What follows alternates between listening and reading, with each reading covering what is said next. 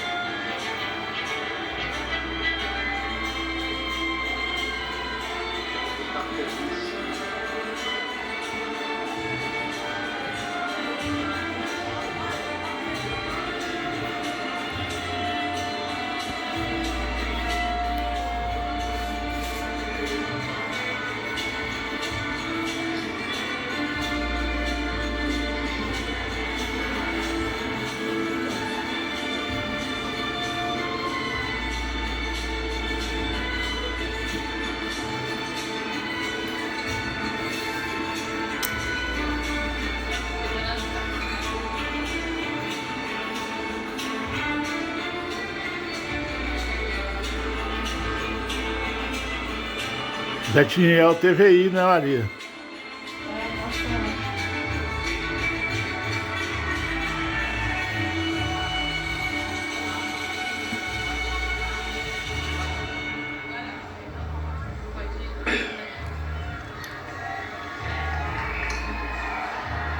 Quero começar fazendo uma saudação especial a cada um e a cada uma de vocês, uma forma de lembrar e retribuir o carinho e a força que recebia todos os dias do povo brasileiro, representado pela Vigília Lula Livre, num dos momentos mais difíceis da minha vida.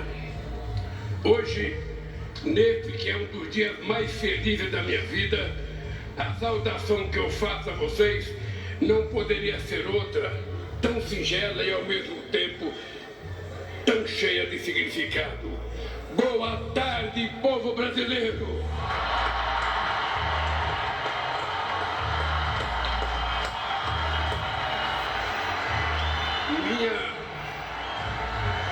Minha gratidão a vocês que enfrentaram a violência política antes, durante e depois da campanha eleitoral, que ocuparam as redes sociais e que tomaram as ruas debaixo de sol e chuva, nem que fosse para conquistar um único e precioso voto. Que tiveram a coragem de vestir a nossa camisa e ao mesmo tempo agitar a bandeira do Brasil, quando uma minoria violenta e antidemocrática tentava censurar nossas cores e se apropriar do verde e amarelo que pertence a todo o povo brasileiro. A vocês que vieram de todos os cantos deste país, de perto ou de muito longe, de avião, de ônibus, de carro ou na boleia de um caminhão, de moto, bicicleta e até mesmo a pé, numa verdadeira caravana da esperança para esta festa da democracia. Mas quero me dirigir também aos que optaram por outros candidatos. Vou governar para 215 milhões de brasileiros e brasileiras e não apenas para quem votou em mim. Vou governar para todos e todas, olhando para o nosso luminoso futuro em comum e não pelo retrovisor de um passado de divisão e intolerância. A ninguém interessa um país em permanente pé de guerra ou uma família vivendo em desarmonia. É hora de reatarmos os laços com amigos e familiares, rompidos pelo discurso de ódio e pela disseminação de tantas mentiras. Chega de ódio, fake news, armas e bombas. Nosso povo quer paz para trabalhar, estudar, cuidar da família e ser feliz. A disputa eleitoral acabou. Repito o que disse no meu pronunciamento após a vitória de 30 de outubro sobre a necessidade de unir o país. Não existem dois Brasis. Somos um único país, um único povo, uma grande nação. Somos todos brasileiros e brasileiras e compartilhamos uma mesma virtude. Nós não desistimos nunca. Ainda que nos arranquem todas as flores, uma por uma, pétala por pétala, nós sabemos que é sempre tempo de replantio e que a primavera há de chegar, e a primavera já chegou. Hoje, a alegria toma posse do Brasil, de braços dados com a esperança. Minhas queridas amigas e meus amigos, recentemente reli o discurso da minha primeira posse na Previdência em 2003. E o que li tornou ainda mais evidente o quanto o Brasil andou para trás. Naquele 1º de janeiro de 2003, aqui nesta mesma praça, eu e o meu querido vice José Alencar assumimos o compromisso de recuperar a dignidade e a autoestima do povo brasileiro e recuperamos, de investir para melhorar as condições de vida de quem mais necessita e investimos, de cuidar com carinho da saúde e da educação e cuidamos. Mas o principal compromisso que assumimos em 2003 foi o de lutar contra a desigualdade e a extrema pobreza e garantir a cada pessoa deste país o direito de tomar café da manhã, almoçar e jantar todo santo dia. E nós cumprimos esse compromisso, acabamos com a fome e a miséria e reduzimos fortemente a desigualdade. Infelizmente, hoje, 20 anos depois, voltamos a um passado que julgamos enterrado. Muito do que fizemos foi desfeito de forma irresponsável e criminosa. A desigualdade e a extrema pobreza voltaram a crescer.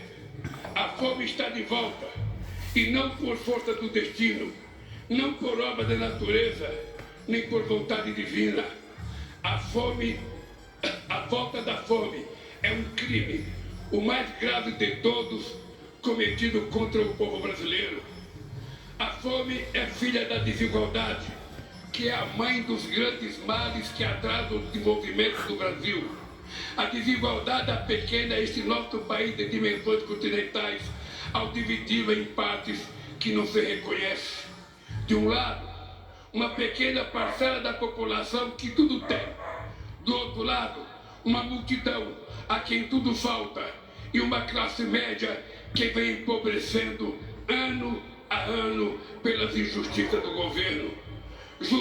Juntos somos fortes. Divididos seremos sempre o país do futuro que nunca chega e que vive em dívida permanente com o seu povo. Se queremos construir hoje o nosso futuro, se queremos viver num país plenamente desenvolvido para todos e todas, não pode haver lugar para tanta desigualdade. O Brasil é grande, mas a real grandeza de um país reside na felicidade de seu povo. E ninguém é feliz de fato em meio a tanta desigualdade. Minhas amigas e meus amigos, quando digo governar, eu quero dizer cuidar. Mais do que governar, vou cuidar com muito carinho deste país e do povo brasileiro. Nesses últimos anos, o Brasil voltou a ser um país mais desigual, um dos países mais desiguais do mundo. Há muito tempo não víamos tamanho abandono e desalento nas ruas. Mães garimpando lixo em busca de alimento para os seus filhos. Famílias inteiras dormindo ao relento enfrentando o frio, a chuva e o medo. Crianças vendendo bala ou pedindo esmola, quando deveriam estar na escola, vivendo plenamente a infância que tem direito. Trabalhadores e trabalhadoras desempregados, exibindo nos semáforos cartazes de papelão com a frase que nos envergonha a todos. Por favor, me ajuda.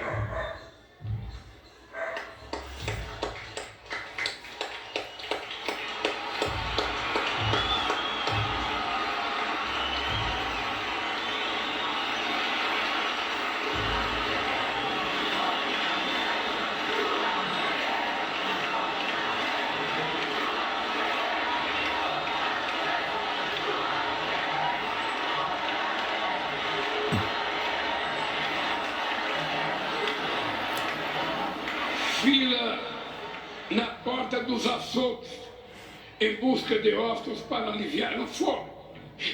E ao mesmo tempo, filas de espera para a compra de automóveis importados e jatinhos particulares. Tamanho abismo social é um obstáculo à construção de uma sociedade verdadeiramente justa e democrática e de uma economia próspera e moderna.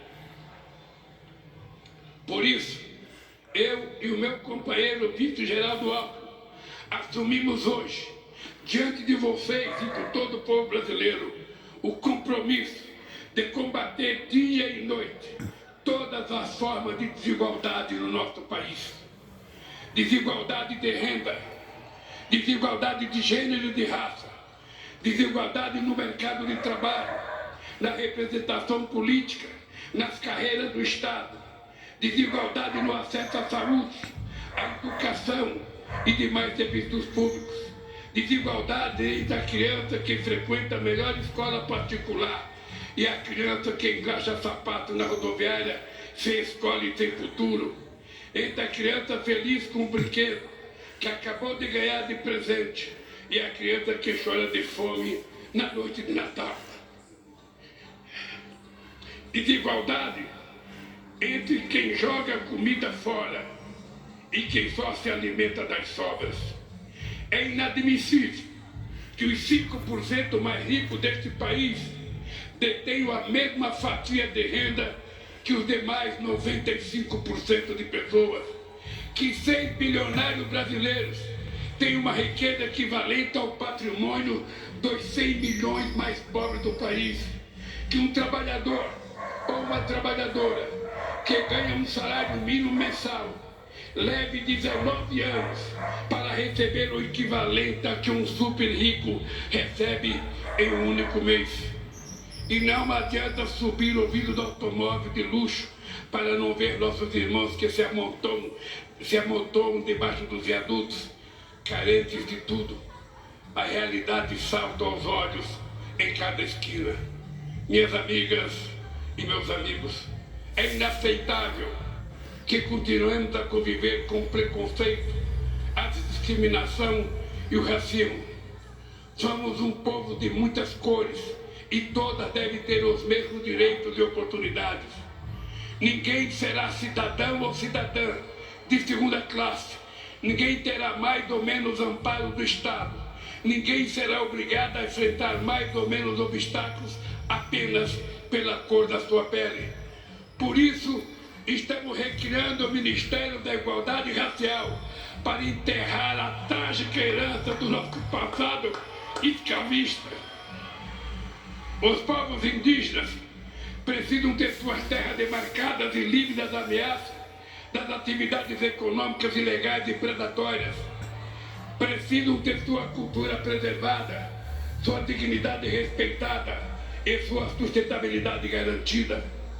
Eles não são obstáculo ao desenvolvimento, são guardiões de nossos rios e florestas e parte fundamental da nossa grandeza enquanto nação. Por isso, estamos criando o Ministério dos Povos Indígenas para combater 500 anos de desigualdade. Não podemos continuar a conviver com a odiosa pressão imposta às mulheres, submetidas diariamente à violência nas ruas, e dentro de suas próprias casas. É inadmissível que continue a receber salários inferiores aos dos homens, quando no exercício de uma mesma função, elas precisam conquistar cada vez mais espaço nas instâncias decisórias deste país, na política, na economia, em todas as áreas estratégicas. As mulheres devem ser o que elas quiserem ser, devem estar onde quiserem estar. Por isso, estamos trazendo de volta o Ministério das Mulheres.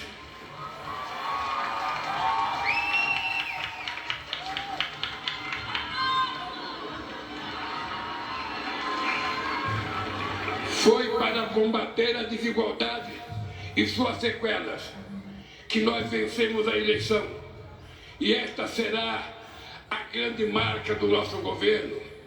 Dessa luta fundamental surgirá um país transformado, um país grande e próspero, forte e justo, um país de todos, por todos e para todos, um país generoso e solidário, que não deixará ninguém para trás.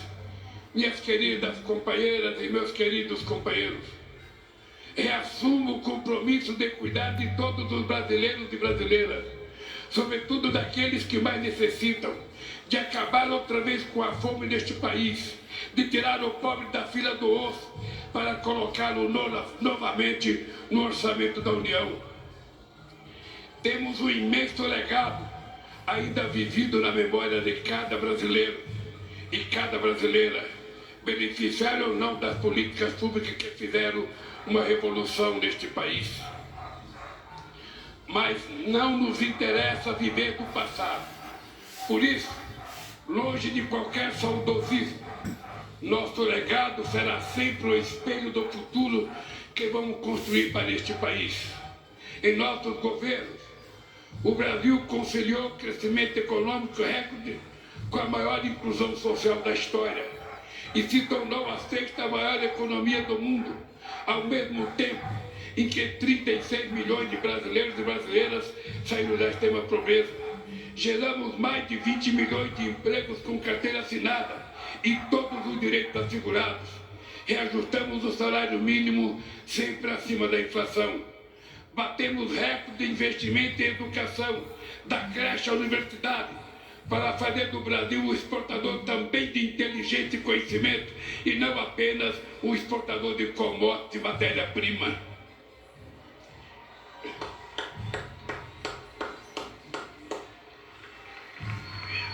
Nós,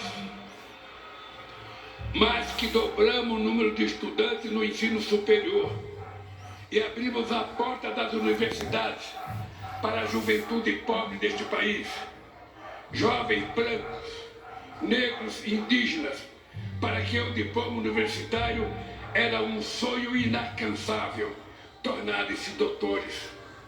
Combatemos um dos grandes focos de desigualdade, o acesso à saúde, porque o direito à vida não pode ser refém da quantidade de dinheiro que se tem no banco. Fizemos uma farmácia popular que forneceu medicamentos a quem mais precisava, e o Mais Médicos, que levou atendimento a cerca de 60 milhões de brasileiros e brasileiras das periferias das grandes cidades e nos pontos mais remotos do Brasil. Criamos o Brasil Sorridente para cuidar da saúde bucal de todos os brasileiros e brasileiras. Fortalecemos o nosso Sistema Único de Saúde e quero aproveitar para fazer um agradecimento especial aos profissionais do SUS pela grandiosidade do trabalho durante a pandemia. Enfrentaram bravamente ao mesmo tempo um vírus letal e um governo irresponsável e desumano. Nos nossos governos, investimos na agricultura familiar e nos pequenos e médios agricultores, responsáveis por 70% dos alimentos que chegam à nossa mesa. E fizemos isso sem descuidar do agronegócio, que obteve investimento em safras ano após ano. Tomamos medidas concretas para combater as mudanças climáticas e reduzimos o desmatamento da Amazônia em mais de 80%. O Brasil consolidou-se como referência mundial no combate à desigualdade e à fome, e passou a ser internacionalmente respeitado pela sua política externa ativa e altiva. Fomos capazes de realizar tudo isso, cuidando com total responsabilidade das finanças do país. Nunca fomos irresponsáveis com o dinheiro público. Fizemos superávit fiscal todos os anos, eliminamos a dívida externa, acumulamos reservas de 370 bilhões de dólares e reduzimos a dívida interna a quase metade do que era quando chegamos no governo. Nos nossos governos, nunca houve nem haverá gastança alguma. Sempre investimos e voltaremos a investir em nosso bem mais precioso, que é o povo brasileiro.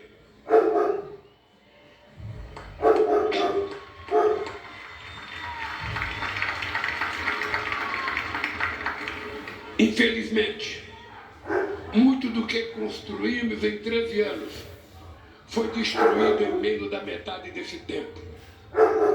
Primeiro, pelo golpe contra a presidenta Dilma em 2016. E, na sequência, pelos 4 anos de um governo de destruição nacional, cujo legado a história jamais perdoará. 700 mil brasileiros e brasileiras mortos pelo Covid-19, 125 milhões sofrendo algum grau de insegurança alimentar, de moderada a muito grave, e 33 milhões passando fome. Esses são apenas alguns números, que na verdade não são apenas números, estatísticas e indicadores. São pessoas, homens, mulheres e crianças, vítimas de um desgoverno, afinal derrotado pelo povo no histórico 30 de outubro de 2022. Os grupos técnicos do Gabinete de Transição, coordenada pelo meu vice Alckmin, que por 2 meses mergulharam nas entranhas do governo anterior, trouxeram a público a real dimensão da tragédia. O que o povo brasileiro sofreu nesses últimos anos foi a lenta e progressiva construção de um verdadeiro genocídio. Quero citar a título de exemplo um pequeno trecho das 100 páginas desse verdadeiro relatório do caos produzido pelo Gabinete da Transição. Diz o relatório: o Brasil bateu recorde de feminicídio. As políticas de igualdade raciais sofreram um severo retrocesso. Produziu-se um desmonte das políticas da juventude e os direitos indígenas nunca foram tão ultrajados na história recente do país. Os livros didáticos, que deverão ser usados no ano letivo de 2023, ainda não começaram a ser editados. Falta o remédio na farmácia popular. Não há estoque de vacinas para o enfrentamento das novas variantes da Covid-19. Faltam recursos para a compra de merenda escolar. As universidades corriam o risco de não concluir o ano letivo. Não existe recurso para a defesa civil e a prevenção de acidentes e desastres. E quem está pagando a conta desse apagão é outra vez o povo brasileiro. Meus amigos e minhas amigas, nesses últimos anos,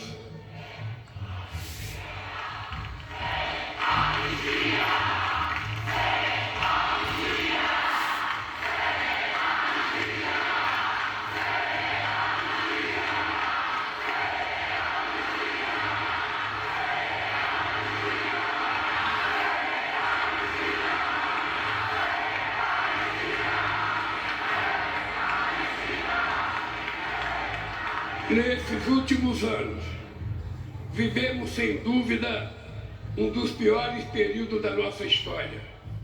Uma era de sombras, de incertezas e de muito sofrimento. Mas esse pesadelo chegou ao fim pelo voto soberano, na eleição mais importante desde a redemocratização do país. Uma eleição que demonstrou o compromisso do povo brasileiro com a democracia e suas instituições. Essa extraordinária vitória da democracia nos obriga a olhar para frente e a esquecer nossas diferenças, que são muito menores que aquilo que nos une para sempre. o amor pelo Brasil e a fé inquebrantável em nosso povo. Agora é hora de reacendermos a chama da esperança, da solidariedade e do amor ao próximo.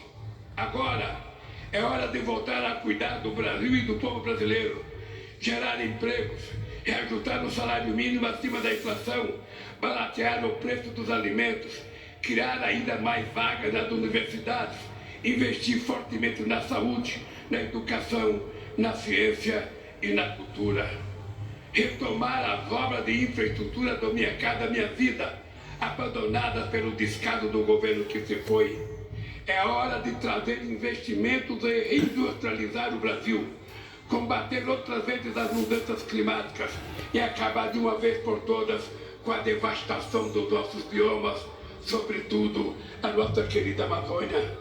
Romper com o isolamento internacional e voltar a se relacionar com todos os países do mundo. Não é hora para ressentimentos estéreis. Agora é hora de o Brasil olhar para frente e voltar a sorrir. Vamos virar esta página e escrever em conjunto um novo e decisivo capítulo da nossa história. Nosso desafio comum é o da criação de um país justo, inclusivo, sustentável e criativo, democrático e soberano para todos os brasileiros e brasileiras.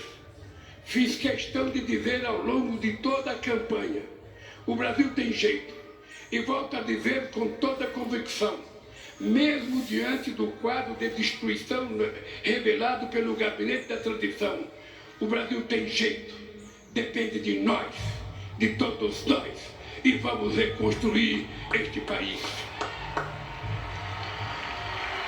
Em meus 4 anos de mandato, vamos trabalhar todos os dias para o Brasil vencer o atraso de mais de 350 anos de escravidão, para recuperar o tempo e as oportunidades perdidas nesses últimos anos, para reconquistar seu lugar de destaque no mundo e para que cada brasileiro e cada brasileira tenha o direito de voltar a sonhar e as oportunidades para realizar aquilo que sonha. Precisamos todos juntos reconstruir e transformar o nosso querido país.